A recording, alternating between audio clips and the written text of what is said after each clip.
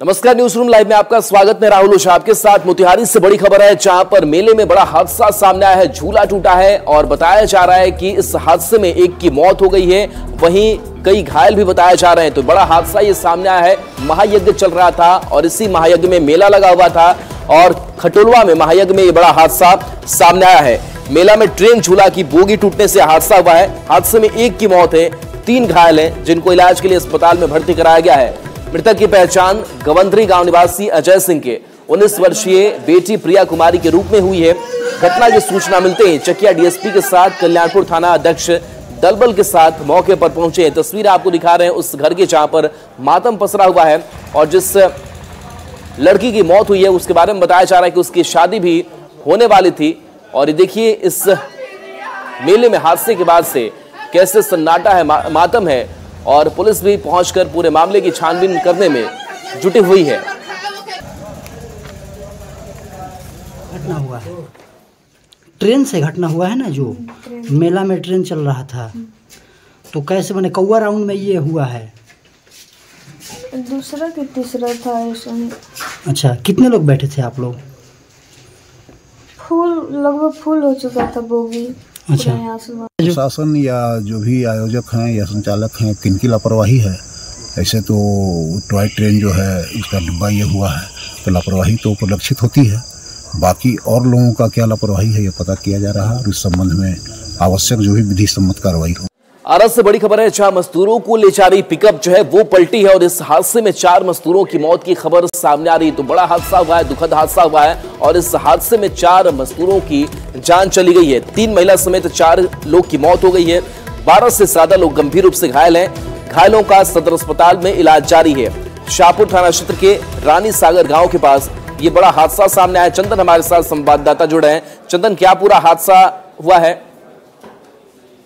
बिल्कुल, देखिए, आज एक तरह से कहें तो भोजपुर जिले के लिए ये दिन काला शनिवार के रूप में जाना जाएगा, जहां की अगले सुबह पीरो थाना क्षेत्र के दुसाधी बाजार मोड़ के पास जो घटना घटी थी उसमें 2 लोगों की, 2 महिलाओं की दर्दनाक मौत हो गई थी। और एक बार फिर से शाहपुर थाना क्षेत्र के रानी सागर के समीप ये घटना घटी है, जहाँ की मजदूरों को, जो मजदूर फसल काट कर करनामेपुर थाना क्षेत्र के माधोपुर गांव से लौट रहे थे, तभी उनकी जो पिकअप है वो अनियंत्रित होकर के पलट गई और इस हादसे में 3 महिला समेत एक जो मजदूर है, कुल 4 लोगों की मौत हो गई और तकरीबन 1 दर्जन से ज्यादा लोग घायल बताए जा रहे हैं, जिनका इलाज आरा के सदर अस्पताल में चल रहा है और जिसमें कि 2 से 3 लोगों को बेहतर इलाज के लिए पटना पीएमसीएच भेज दिया गया है। तो ये जो घटना घटी है इसमें कई लोग घायल हुए हैं। हालांकि मौके पर जो स्थानीय लोग हैं और प्रशासन के लोग हैं, उनकी मदद से घायल लोगों को आनंद फानन में सदर अस्पताल भेजा गया, जहाँ से उनका इलाज चल रहा है। जी चलिए, शुक्रिया चंदन इस अपडेट के लिए। खबर सिवान से, जहां पर गोपालगंज, माफ कीजिएगा, महाराजगंज थाना क्षेत्र में उत्पाद विभाग ने बड़ी कार्रवाई की है। छापेमारी करके बड़ी खेप शराब की बरामद की गई है और बताया जा रहा है कि ये शराब लाखों की कीमत की है। छापेमारी के दौरान उत्पाद विभाग की टीम ने विदेशी शराब की बड़ी खेप को जब्त किया है। मौके से 2 लोगों को भी गिरफ्तार किया गया है। बरामद शराब की कीमत करीब 20 लाख रुपए बताई जा रही है। बता दें कि यह शराब की खेप पिकअप पर प्लाई में छिपा कर रखी गई थी।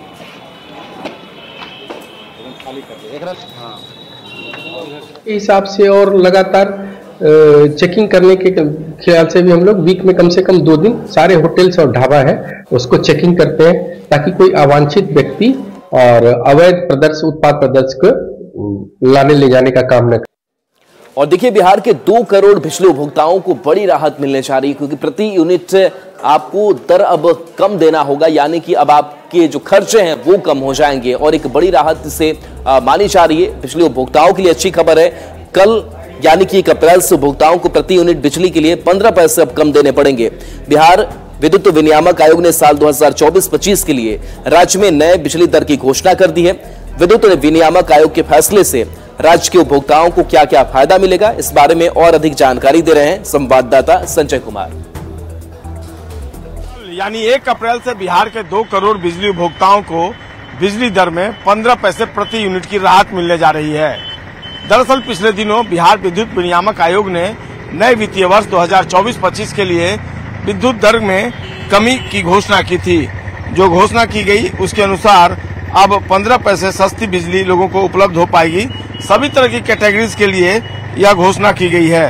विद्युत विनियामक आयोग की ओर से किए गए इस फैसले के बाद राज्य सरकार ने सब्सिडी जारी रखी है। इस कारण प्रत्येक श्रेणी के बिजली उपभोक्ताओं को मौजूदा वित्तीय वर्ष की तुलना में 15 पैसे की जो सुविधा कम बिजली की मिलेगी, इससे उन्हें राहत महसूस होगी। नई बिजली दर होने से कुटीर ज्योति वालों को 1.97 रुपये प्रति यूनिट, ग्रामीण घरेलू को 2.45 रुपये प्रति यूनिट, जबकि जो शहरी घरेलू उपभोक्ता है उनको 100 यूनिट तक 4.12 रुपये प्रति यूनिट और 100 यूनिट से अधिक पर 5.52 पैसे प्रति यूनिट लगेंगे। फिक्स चार्ज में हालांकि कोई बदलाव नहीं किया गया है। उपभोक्ताओं को पहले की तरह फिक्स चार्ज लगेगा। कुटीर ज्योति को 20 रुपये, ग्रामीण घरेलू को 40 रुपये और शहरी घरेलू उपभोक्ता होंगे उनको 80 रुपये प्रति किलोवाट प्रति महीने शुल्क लगेंगे। तो निश्चित तौर पर 15 पैसे की ही सही, लेकिन राहत जो है वो जरूर मिलेगी जो बिजली उपभोक्ता हैं, और राज्य सरकार की सब्सिडी से उनको पहले की तरह फायदा जो है वो मिलता रहेगा। नए वित्तीय वर्ष 2024-25 के लिए यह जो फैसला जारी किया गया है, यह कल यानी 1 अप्रैल से प्रभावी हो जाएगा। कैमरा पर्सन मनीष जुनेजा के साथ संजय कुमार, न्यूज 18 पटना। बक्सर सीट से बीजेपी ने मिथिलेश तिवारी को अपना उम्मीदवार बनाया है और टिकट मिलने के बाद से पहली बार मिथिलेश तिवारी बक्सर पहुंचे। वहां पर मीडिया से उन्होंने बातचीत भी की, 40 की 40 सीट जीतने का दावा भी किया। बक्सर की अगर बात करें तो यहां से अश्विनी चौबे का टिकट कटा है और यहां से मिथिलेश तिवारी को टिकट दिया गया है। क्या कुछ कहा है मिथिलेश तिवारी ने, आपको सुनाते हैं। बक्सर मेरे कणकड़ में है और मैं बक्सर के कणकड़ में। क्या विजन है बक्सर को लेकर आपका? बक्सर को लेकर बहुत बड़ा विजन है, विकास विकास विकास। वाराणसी की तर्ज पे बक्सर को विकसित करके दिखाऊंगा।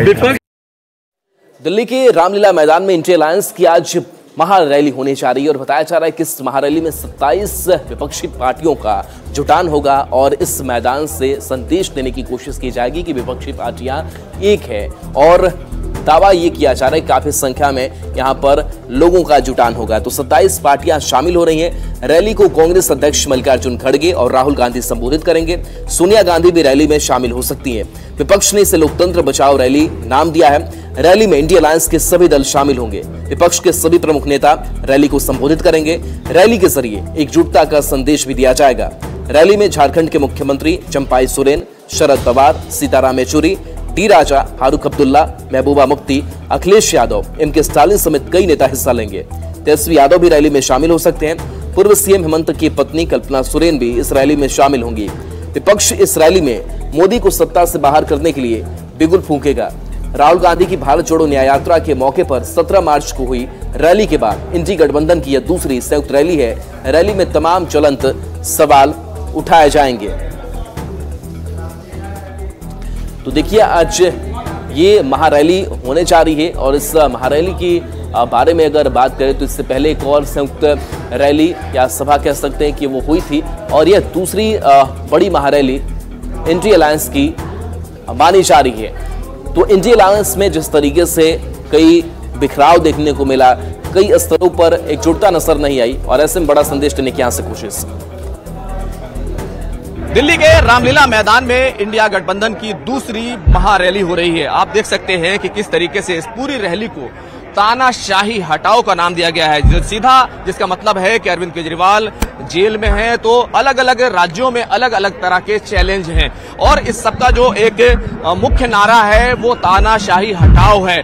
और यहाँ पर जिस तरीके के फोटोग्राफ्स दिखाए जा रहे हैं, तमाम चीजें दिखाई जा रही हैं, जो स्टेज दिखाई दे रहा है इस पर तमाम जो नेता है वो यहाँ पर आएंगे। उमर अब्दुल्ला के आप फोटो देख सकते हैं कि यहाँ पर जिस तरह से जम्मू कश्मीर से आते हैं, महबूब मुफ्ती की फोटो देख सकते हैं और इसी तरीके से फारूक अब्दुल्ला भी आज की मीटिंग में शामिल होंगे।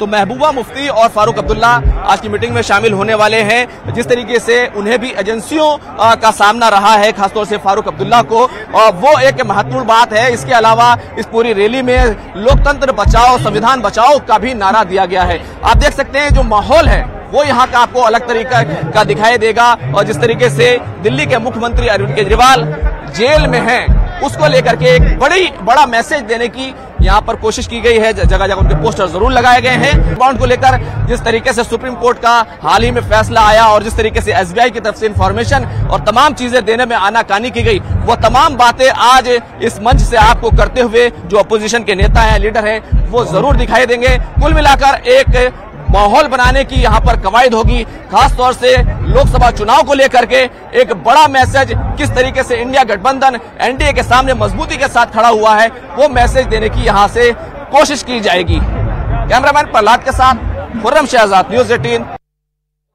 और इस रैली पर बीजेपी ने करारा प्रहार किया है। सुधांशु त्रिवेदी ये कह रहे हैं कि रामलीला मैदान में वो जुट रहे हैं जो राम के विरोधी हैं और ये परिवार बचाओ रैली कर रहे हैं, भ्रष्टाचार बचाओ रैली ये कर रहे हैं।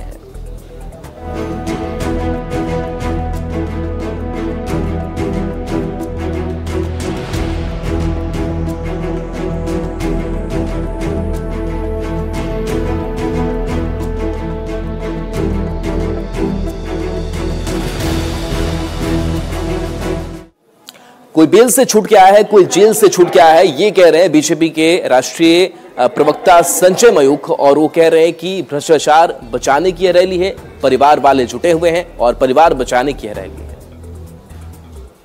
कौन सी रैली है?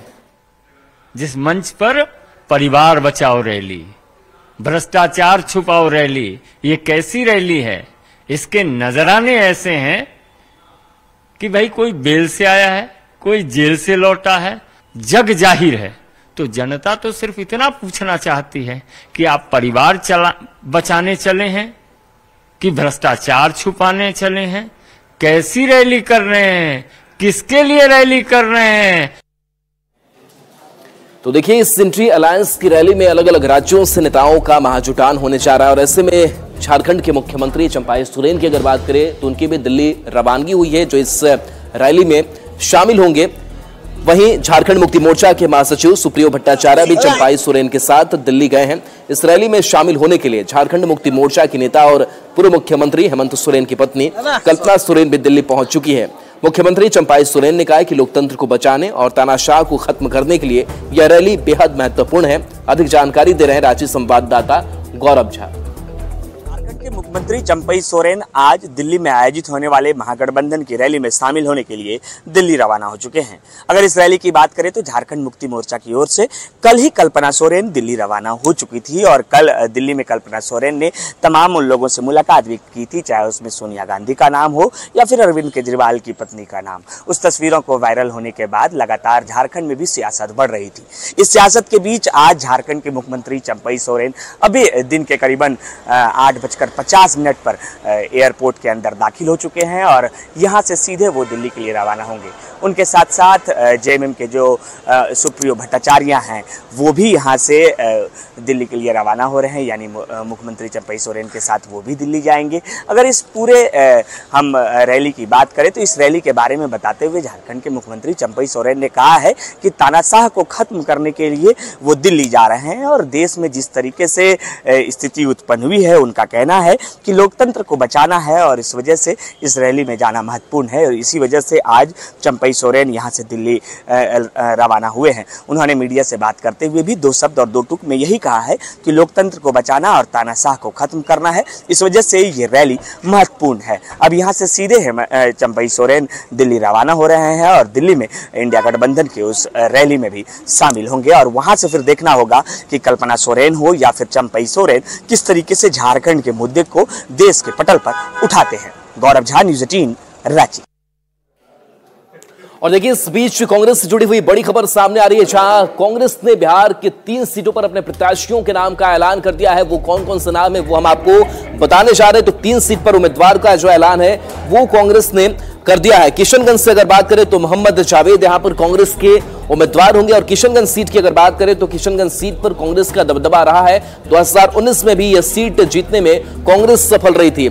आते हैं भागलपुर पर, तो भागलपुर से अजीत शर्मा इस बार कांग्रेस के उम्मीदवार होंगे। हालांकि अजीत शर्मा ये भी बार बार कहते आए कि हो सकता है कि उनकी बेटी भी चुनावी मैदान में उतरे, लेकिन अजीत शर्मा को कांग्रेस ने टिकट इस सीट पर दिया है। कटिहार की अगर बात करें तो तारिक अनवर यहां से कांग्रेस के उम्मीदवार होंगे और बताया जा रहा है कि कांग्रेस चरणबद्ध रूप से उम्मीदवारों का ऐलान करेगी। बिहार में 9 सीट पर कांग्रेस से चुनाव लड़ रही है। दूसरे चरण में 3 सीट पर मैदान में कांग्रेस है, किशनगंज, भागलपुर और कटिहार सीट पर मैदान में कांग्रेस है। तो कांग्रेस ने अपने इन तीनों सीटों को लेकर के उम्मीदवारों का ऐलान कर दिया है। तो किशनगंज से मोहम्मद जावेद कांग्रेस उम्मीदवार होंगे, भागलपुर से अजीत शर्मा और कटिहार से तारिक अनवर। रवि एस नारायण हमारे साथ जुड़े हैं। रवि, 3 उम्मीदवारों का ऐलान, किस तरीके से इस नाम को देखा जाए? जी बिल्कुल, देखिए ये पहली सूची होगी कांग्रेस की जो लगभग तय हो गई है और कांग्रेस का जो उम्मीदवार है वो दूसरे चरण में ही लड़ रहे हैं और 3 ऐसे लोकसभा सीटें हैं जहां पे दूसरे चरण में कांग्रेस जो है वो मैदान में उतर रही है, भागलपुर, कटिहार और किशनगंज। तो लगभग तय माना जा रहा है, जिसकी औपचारिक घोषणा होनी बाकी है, जिसमें किशनगंज जो लोकसभा सीट है वहां से मोहम्मद जावेद जो इकलौते पिछले बार 40 में से 39 एनडीए में जीता था और एक सीट जो है वो आई थी, वो कांग्रेस के हिस्से में आई थी, मोहम्मद जावेद थे जो जीते हुए थे, उनको फिर से जो कांग्रेस है वो मौका दे रही है। वहीं भागलपुर में एक नया चेहरा पहली बार देखने को मिलेगा, जो विधायक हैं अजीत शर्मा, उनको कांग्रेस जो है वो टिकट दे सकती है। और कटिहार से तारिक अनवर जो पिछले बार चुनाव कई बार लड़े हैं, पिछले बार उन्होंने चुनाव हारा था, लेकिन एक बार फिर से कटिहार पर जो है वो तारिक अनवर का ही चेहरा उतारने के लिए राजी हुई है कांग्रेस। तो ये इसकी जो औपचारिक घोषणा है वो 1-2 दिनों में हो जाएगी, लेकिन ये तय माना जा रहा है कि पहले जो दूसरे चरण का जो मतदान होना है चुनाव, उसमें यही 3 चेहरे जो है कांग्रेस से घोषित किए जाएंगे। जी चलिए, शुक्रिया इस अपडेट के लिए आपका। तो देखिए, किशनगंज से मोहम्मद जावेद एक बार फिर से कांग्रेस के उम्मीदवार होंगे। भागलपुर सीट की अगर बात करें तो भागलपुर सीट इससे पहले 2019 में आरजेडी के खाते में थी और यह सीट इस बार कांग्रेस के खाते में आई, जहां से अजीत शर्मा कांग्रेस के उम्मीदवार होंगे।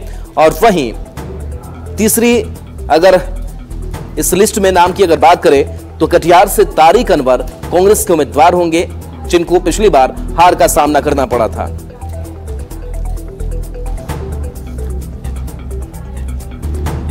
और बेतिया से इस बीच बड़ी खबर है, जहां पर खबर ये सामने आ रही कि आरजेडी में बीजेपी के नेता दीपक यादव शामिल होंगे। तो देखिए, आरजेडी बीजेपी नेताओं को लगातार टारगेट भी कर रखी है कि कैसे बीजेपी के नेता उनके खेमे में शामिल हो, और कहीं कहीं कामयाब भी आरजेडी होता हुआ नजर आ रहा है। तो आरजेडी में बीजेपी नेता दीपक यादव शामिल होंगे। आरजेडी के टिकट से वाल्मीकि नगर से चुनाव लड़ने की बात सामने आ रही है। टिकट नहीं मिलने से उन्होंने आरजेडी का दामन थाम लिया है। बगहा से 7 अप्रैल को आरजेडी में शामिल होंगे। तेजस्वी यादव पार्टी में उन्हें शामिल कराएंगे। मुन्ना हमारे साथ संवाददाता जुड़े हैं। मुन्ना, जगह बीजेपी में नहीं मिली, महत्वाकांक्षा पूरी नहीं होगी, आरजेडी ने वेलकम किया, जगह भी दी है। दीपक यादव पिछले चुनाव में बसपा के उम्मीदवार बनाए गए थे और उसके बाद लगातार उन्होंने बीजेपी का दामन थामा था और 5 सालों से वो बीजेपी के प्रत्याशी के तौर पर क्षेत्र में सक्रिय थे। और अचानक यह सीट जदयू के पास चली गई और जदयू के वर्तमान सांसद सुनील कुमार एनडीए के उम्मीदवार बनाए गए हैं। ऐसे में दीपक यादव के सामने एनडीए गठबंधन को छोड़कर दूसरे गठबंधन से चुनाव लड़ने का एक रास्ता निकला है और इसी सिलसिले में यह सीट आरजेडी के पास गई है। हालांकि इस सीट को लेकर लगातार एक कांग्रेस का दबाव बना रहा था और कांग्रेस की लगातार यह सीट माना जाता था। इस बीच आरजेडी कोटा में सीट जाने के साथ ही दीपक यादव अब आरजेडी में शामिल हो रहे हैं और 7 अप्रैल की तिथि भी निर्धारित कर दी गई है, जब तेजस्वी यादव बगहा आएंगे और बगहा में दीपक यादव को आरजेडी में शामिल होने के साथ ही आरजेडी प्रत्याशी के तौर पर उनकी उम्मीदवारी की घोषणा भी करेंगे। तो दीपक यादव का आरजेडी में आ रहा है और बीजेपी खेमे से निकलना आरजेडी के लिए एक बड़ी जीत मानी जा रही है। जी चलिए, शुक्रिया मुन्ना इस अपडेट के लिए आपका। और देखिए, इंडी अलायंस की आज दिल्ली के रामलीला मैदान में बड़ी महारैली होने जा रही है और इस महारैली में पूर्व मुख्यमंत्री हेमंत सोरेन की पत्नी कल्पना सोरेन भी शामिल होंगी। और साथ ही साथ ये माना जा रहा है कि इस अलायंस के साथ, इस महारैली के साथ विपक्षी एकजुटता का संदेश देने की भी कोशिश होगी और इसके साथ साथ ये तैयारी भी है कि हेमंत सोरेन का जो मुद्दा है वो राष्ट्रीय स्तर पर उठाया जाए।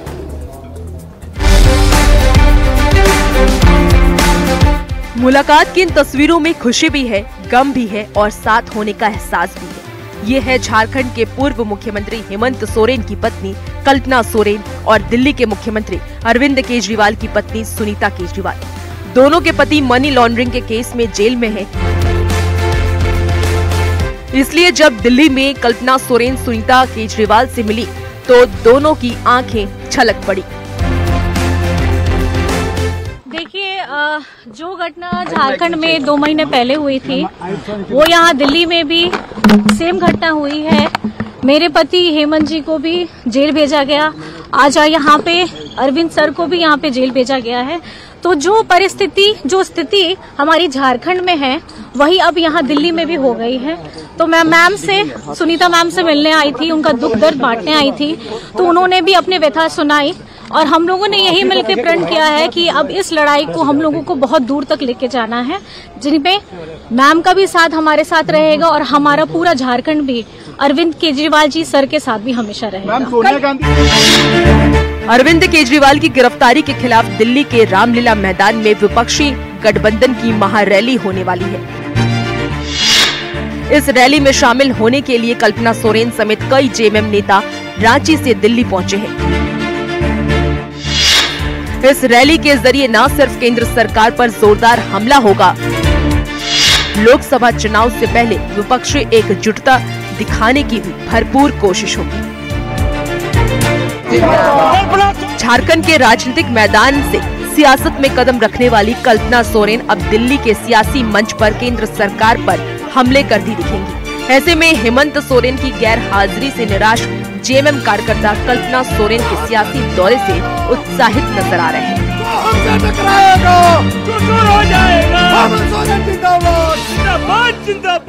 आरएसएस महागठबंधन प्रत्याशी सुदामा प्रसाद ने प्रेस कॉन्फ्रेंस किया और प्रेस कॉन्फ्रेंस के जरिए बीजेपी पर वो हमलावर नजर आए। साथ ही केंद्रीय ऊर्जा मंत्री आरके सिंह पर भी उन्होंने निशाना साधा और पिछले 10 साल के कार्यकाल का रिपोर्ट जारी करने का उन्होंने चैलेंज कर दिया। ऑनलाइन व्यापार को लेकर भी अपनी राय रखी और कहा कि लोकतंत्र और संविधान को बचाने की लड़ाई भी जारी रहेगी।